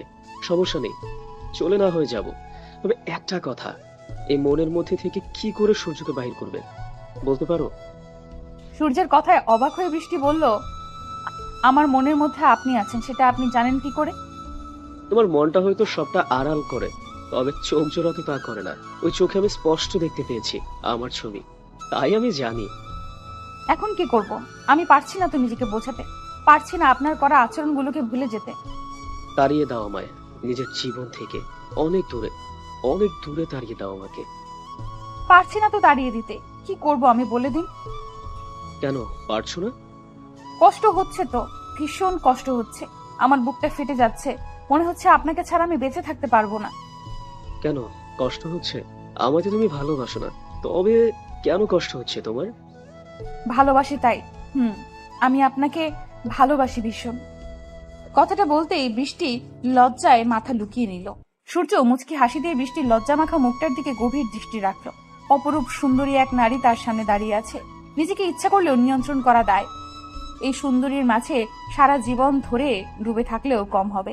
এই সুন্দরী তার গল্পের পরী, যাকে নিয়ে কয়েক কোটি গল্প লিখেছে সূর্য। সূর্য বৃষ্টির দিকে একটু এগিয়ে এসে বৃষ্টির থুতনিটা ধরে আলতো করে বৃষ্টির মুখটা তুলে দিল। বৃষ্টি ভীষণ লজ্জা পাচ্ছে। সূর্য বৃষ্টির চোখের দিকে তাকিয়ে মায়া ভরা কণ্ঠে বলতে লাগলো, লজ্জা নারীর ভূষণ, তবে তোমার এই লজ্জাটা আমার মনকে শান্ত করতে পারছে না, বরং আবার উন্মাদনা সৃষ্টি করে চলেছে এই বুকের মধ্যে। সারাটি জীবন তুমি এই বুকে থাকবে, পাগলের মতো করে ভালোবাসা দিবে আমাকে, আমাকে তোমার ভালোবাসায় ভরিয়ে দিবে। যতদিন বেঁচে আছি ততদিন এই মন প্রাণ শুধু আপনার। সূর্য, আমি আপনাকে নিজের থেকে অনেক বেশি ভালোবাসি, কখনো আমায় ছেড়ে যাবেন না, সত্যি মরে যাব। বৃষ্টি কথাটি শেষ করতেই সূর্য বৃষ্টিকে শক্ত করে জড়িয়ে ধরলো। বৃষ্টি পরম আবেশে সূর্যের বুকে মাথা রেখে শান্তি অনুভব করতে লাগলো। বৃষ্টি আর সূর্যের এই শান্তির আদান প্রদান বেশিক্ষণ স্থায়ী হলো না। দরজায় বেল শব্দ করে নক করা হলো। সূর্য বৃষ্টিকে ছেড়ে দিতেই বৃষ্টি দরজাটা খুলল। দরজা খুলে দিতেই সূর্যের মা বৃষ্টিকে উদ্দেশ্য করে বলল, বেশি সময় নেই, তোর বাবা মা আসছে, আমি সারা জীবনের জন্য তোকে আমার মেয়ে করে এখানেই রেখে দিব। আমার ছেলেকে পছন্দ হয়েছে তোর? পছন্দ হয়ে বলতে তেমন না, বেশ পছন্দ হয়েছে। বৃষ্টি কথাটা বলতেই দৌড়ে পালিয়ে যায়। সূর্যের মা বুঝতে পারে মেয়ে তার লজ্জা পেয়েছে। সূর্যের দিকে তার মা দৃষ্টি নিক্ষেপ করতেই দেখতে পায় সূর্য মুচকি মুচকি হাসছে। ছেলের মনের কথা সে আগেই আঁচ করতে পেরেছে, তাই বৃষ্টির বাবা মায়ের সাথে কথা বলে সবকিছু ব্যবস্থা করে নিয়েছেন উনি। অবশেষে তাদের দুজনের ভালোবাসা পূর্ণতা পেল। প্রত্যেকটি সম্পর্কে পবিত্রতা থাকা প্রয়োজন। ভালোবাসা নিজের পবিত্রতা রক্ষা করতে না পারলে সেটা আর ভালোবাসা থাকে না। তোর সাহস কি করে হয় আমায় ভালোবাসার কথা বলার? ভালোবাসার কথা বলতে কি সাহসের প্রয়োজন পড়ে? হ্যাঁ পরে। তুই নিজের জায়গাটা ভুলে গিয়েছিস। নিজের দিকে তাকিয়ে দেখেছিস কখনো? আমার আর তোর সাথে কি আদর যায়? এসব কি বলছো তুমি? আমার উপর কি রেগে আছো তুমি? প্লিজ আমায় বলো কেন রেগে? এই ওয়েট, তোর উপর আমি রাগ করতে যাব কেন? কি তুই? অনু, অনেক মজা হয়েছে, প্লিজ এমন করিও না। আমাদের 2 বছরের ভালোবাসার সম্পর্ক একটু তো বোঝার চেষ্টা করো প্লিজ। আমাদের মধ্যে কোনোদিন ভালোবাসা ছিল না। আমাদের মধ্যে ছিল শুধুমাত্র সময় নষ্ট। আমি মজা নিয়েছি আর তুই এনজয় করেছিস, ব্যাস। অনুর কথাগুলো শুনে অয়নের পায়ের তলা থেকে মনে হচ্ছে মাটি সরে গেছে। অনুর কথাগুলো বিশ্বাস করতে ও মানতে ভীষণ কষ্ট হচ্ছে অয়নের। দীর্ঘ 2টি বছরের ভালোবাসা মজা ছিল। অয়নের চোখের পাতা এক নিমেষেই ভারী হয়ে এলো। অয়ন যেন নিজের চোখের সামনে কিছুই দেখতে পাচ্ছে না। নিজের জীবনের থেকেও বেশি ভালোবাসে অনুকে সে। আজ সে অনু কিনা তাকে এমন করে ঠকাচ্ছে। অয়ন খানিক সময় নিশ্চুপ থাকার পর আবারও নির্লজ্জের মতো অনুর হাত ধরে অনুকে উদ্দেশ্য করে বলতে লাগলো, অনু, আমি জানি না তুমি কেন এমন করছো, কিন্তু বিশ্বাস করো তুমি ছাড়া শূন্য আমি। তোমাকে ছাড়া আমি বেঁচে থাকতে পারবো না, দয়া করো আমায় প্লিজ। রাস্তার ভিখারিকে আমি দয়া করি, তবে তোকে দয়া করতে পারছি না, সরি। অনু, এমন করে বলিও না, আমার বুকটা ফেটে যাবে প্লিজ। এই হাত ছাড়। আজকের পর থেকে তোর আর আমার মধ্যে কোনো প্রকার সম্পর্ক থাকবে না। আমায় আর কখনো বিরক্ত করবি না তুই। অনু কথাটা বলতেই অয়নের হাতটা নিজের হাতের উপর থেকে এক ঝটকায় সরিয়ে নিল। অয়ন অনুর দিকে এক দৃষ্টিতে তাকিয়ে আছে। এই শহরের মানুষগুলোকে চেনা বড্ড কষ্টকর। মুখ আর মুখোশ চেনাটা মোটেও সহজ নয়। অনুর সাথে কলেজ থেকে পরিচয় অয়নের। অয়ন প্রথম দিন থেকে অনুকে নিজের বন্ধু ভেবেছে, কিন্তু অনু অয়নকে নিয়ে অন্য কিছু ভাবত। একটা সময় গিয়ে অনু নিজেই অয়নকে জানায় তার মনের অনুভূতি। অয়ন অনুকে ভীষণ পছন্দ করে। এই পছন্দ করাটা কখন যে ভালোবাসার রূপ নিয়েছে সেটা বুঝতে পারেনি অয়ন। অয়ন অনুর সাথে একটু একটু করে নিজেদের ভালোবাসার সম্পর্ক সামনের দিকে এগিয়ে নিতে থাকে। দেখতে দেখতে 2টি বছর চলে যায়। অয়ন বুঝতে পারেনি তার আর অনুর মধ্যে আকাশ পাতাল তফাৎ। অনু চলে যেতেই অয়ন খোলা আকাশে তাকালো। আকাশটা ভীষণ মেঘ করে আছে। এখনই হয়তো প্রচুর বৃষ্টি হবে। অয়ন নিজের চোখের পানি হয়তো এই বৃষ্টির মাধ্যমে আড়াল করে নিতে পারবে। অয়ন আর দাঁড়িয়ে থাকতে পারলো না। হাঁটতে হাঁটতে বাড়ির পথে চলতে লাগলো সে। বুকটা ফেটে যাচ্ছে অয়নের। এতটা ভালোবাসার পরেও অনুকে আগলে রাখতে পারলো না সে। অয়ন নিজের রুমে এসে দরজা বন্ধ করে দিল। মনটা ভীষণ খারাপ হয়ে আছে তার। নিশ্চুপ হয়ে বিছানায় বসে পড়তেই অয়নের ফোনে অধরা কল করলো। 2বার রিং হতেই অয়ন কলটা পিক করলো। ওপার থেকে অধরা অয়নকে উদ্দেশ্য করে বেশ শক্ত গলায় বলল, এই তোকে আমি খুন করব বুঝলি? আমার সাথে তোকে দেখা করতে বলেছি, মনে আছে তো সেই কথা? আছে মনে। মনে থাকলে এলি না কেন দেখা করতে? দাম বেড়ে গেছে নাকি তোর? অধরা, আমার মনটা ভালো নেই, আমি পরে তোর সাথে দেখা করব। তাই না? কেন, তোর মনের ঘরের আবার কি হলো? কে তোর মন খারাপ করে দিয়েছে, আমি নাকি? ফালতু কথা ছাড়, আমার ভালো লাগছে না, রাখছি আমি। অয়ন কথাটা বলতেই অধরার মুখের ওপর কলটা কেটে দিল। অয়নের বুকের মাঝে যেটা চলছে সেটা শুধুমাত্র অয়ন বুঝছে। অন্য কেউ অয়নের বুকের কষ্টটা বুঝতে পারবে না। অয়ন ফোনটা সাইডে রেখে দিয়ে আপন মনে অনুর কথা ভাবতে লাগলো। একটা মেয়ে তাকে ভালোবাসার নামে এমন প্রতারণা করতে কি করে পারলো? কিছুই ভাবতে পারছে না অয়ন। অয়নের চোখ থেকে নোনা জল গড়িয়ে পড়ছে। অয়ন আপন মনে নিজের চোখ থেকে নোনা জল ফেলছে আর অনুর কথা ভাবছে। কিছু সময় অনুর কথা ভাবতেই হঠাৎ করে অয়নের কানে ভেসে এলো অধরার কণ্ঠস্বর।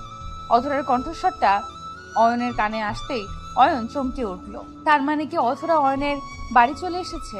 অয়ন বিছানার উপর থেকে উঠে দাঁড়াতেই অধরা অয়নের রুমে হকচকিয়ে চলে এলো। অধরা অয়নের রুমে এসে দুম করে অয়নের উপর ঝাঁপিয়ে পড়ল। অয়ন কিছু বুঝে ওঠার আগেই অধরা অয়নের শার্টের কলার চেপে ধরে রাগে গজগজ করতে করতে অয়নকে উদ্দেশ্য করে বলল, তোকে এখন ইচ্ছে করছে মেরে ফেলতে। আমায় এত কষ্ট দিস কেন রে তুই? আমার কথা কি তোর মনে থাকে না?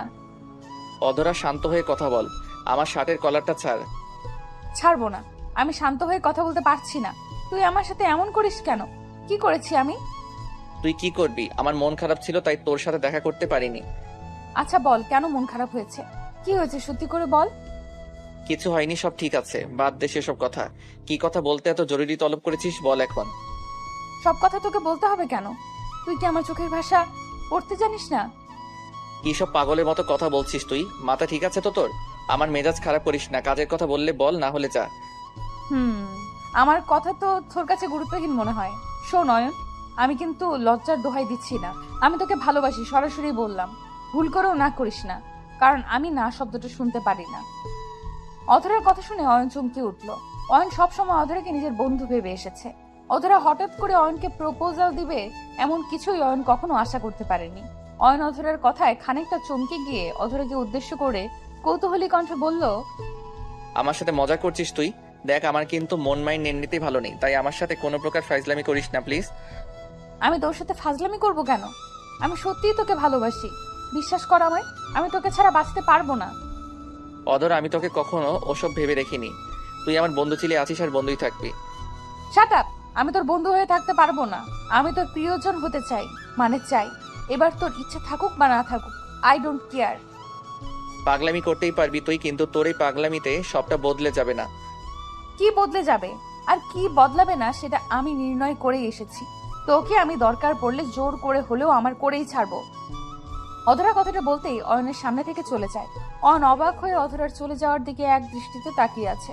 অধরা হঠাৎ করে এমন কথা বলতে পারে হয়তো অয়ন আশা করতে পারেনি, কিন্তু অয়ন এটাই বুঝতে পারছে না অধরার মনের মধ্যে হঠাৎ করে এইসব চিন্তা কেমন করে এলো। অধরা তো কাউকে কখনো ভালোবাসতে পারেই না, কারণ এতটা বছরের বন্ধুত্বের সম্পর্কের মধ্যে অয়ন একটিবারও শোনেনি অধরা কাউকে ভালোবাসে।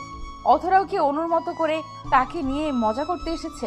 অনুর কথা ভাবতেই অয়ন আবার শান্ত হয়ে গেল। অনুর সাথে শেষ কথা বলার পর আর একটিবারও অয়ন অনুকে কল করেনি। বোবা মনের ইচ্ছে হলো ভীষণ অনুর সাথে একটু কথা বলতে। অয়ন এখনো ভাবছে অনু হয়তো রাগের বশে অয়নের সাথে এমন করেছে। অয়ন নিজের ফোনটা হাতে নিয়ে অনুর নাম্বারে কল করল।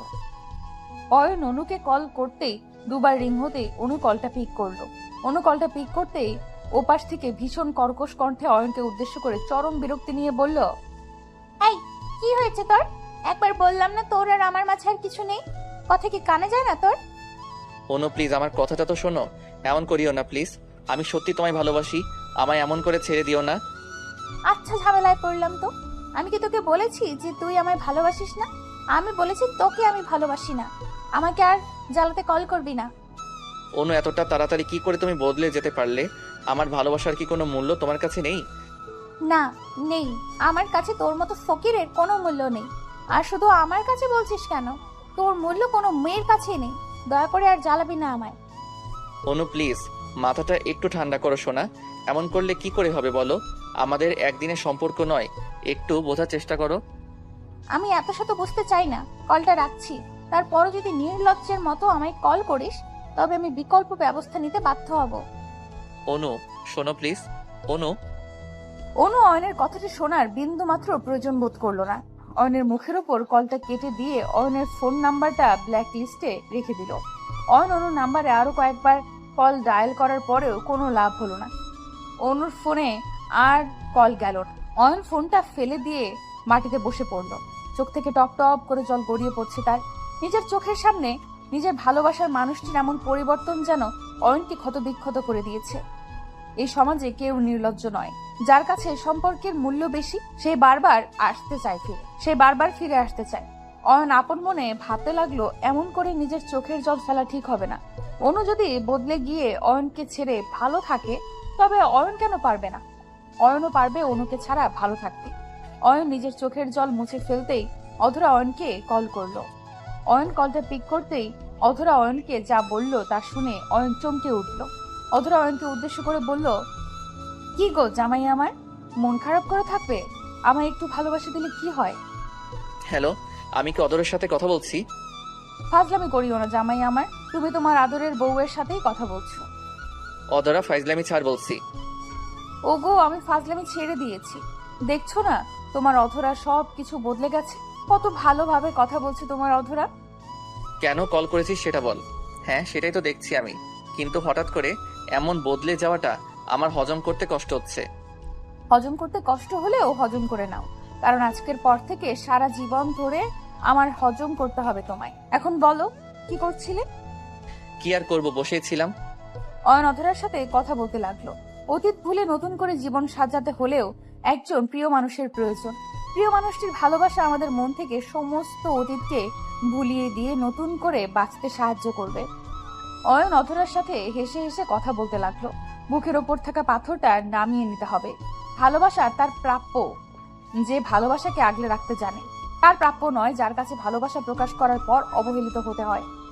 অয়ন সারা রাত ধরে অধরার সাথে ফোনে কথা বলতে লাগলো। ভোর হবার কিছু সময় আগে অয়ন ফোনটা রেখে ঘুমিয়ে পড়লো। বিকেলের দিকে অয়নের ঘুম ভাঙে অধরার ফোনে। অধরা ফোন করে অয়নকে উদ্দেশ্য করে বলতে লাগলো, আয় অয়ন, চলো না, আজ দুজন মিলে একটু ঘুরে আসি। ঘুরে আসতে চাইছো ঠিক আছে, তবে কোথায় যাবে? জানি না, তবে অনেক দূরে যেতে চাই। এমন একটা শহরে যেতে চাই যেখানে আমাদের বিরক্ত করার মতো কেউ আসবে না। তুমি আমি দুজন থাকবো, শুধুমাত্র আমরা দুজন। আহ, তোমার রোমান্টিক ভাবনা দেখে আমার মনের মধ্যে তো খুশিতে নাচ বয়ে গেল। 10 মিনিট অপেক্ষা করো, আমি রেডি হয়ে আসতেছি। আমি তো রেডি হয়েই বসে আছি, 5 মিনিটের মধ্যে আসো। জি, তাই আসছি। অয়ন কলটা কেটে দিয়ে দ্রুত ফ্রেশ হয়ে নিল। জীবন না কারোর জন্য থেমে থাকে, আর না সময় কারোর জন্য অপেক্ষা করবে। জীবন তার আপন গতিতে ছুটে চলবে, শুধু অপেক্ষা হচ্ছে সঠিক মানুষ লাইফে আসার। অয়ন ফ্রেশ হয়ে নিয়ে অধরার বাড়ির সামনে চলে যায়। অধরার বাড়ি এসে অয়ন অধরাকে নিজের বাইকের পেছনে বসিয়ে ছুটে যায় অজানায়। অয়নের সাথে আজ অধরার প্রথম এতটা কাছাকাছি বসে কোথাও বেড়াতে যাওয়া। অধরা অয়নকে পেছন থেকে শক্ত করে জড়িয়ে ধরে আছে। কিছু দূর গাড়ি চলার পর অয়ন অধরাকে উদ্দেশ্য করে বলল, আচ্ছা, আমরা তো অনেকটা পথ চলে এসেছি, এখন কি থামবো নাকি আরো চলবো? তোমার আর আমার ভালোবাসার পথের কি শেষ আছে? এই পথ কোনোদিন শেষ হবে না। পাগলি একটা। শোনো, সামনে ফুচকার দোকান আছে, ওখান থেকে চলো ফুচকা খেয়ে নেই। ফুচকার কথা শুনে অয়ন খুশিতে গদগদ হয়ে গেল। কতদিন হয়েছে অধরা ফুচকা খায়নি, আজ অয়নকে সাথে নিয়ে ফুচকা খাবে সে।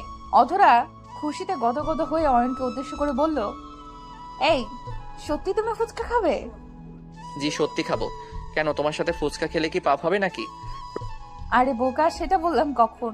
তুমি তো সচরাচর ফুচকা খাও না, আজ খেতে চাইছো তাই জিজ্ঞেস করলাম। রোজকার সময় তো আমি আমার বান্ধবীর সাথে আসি, তাই খেতে চাইতাম না।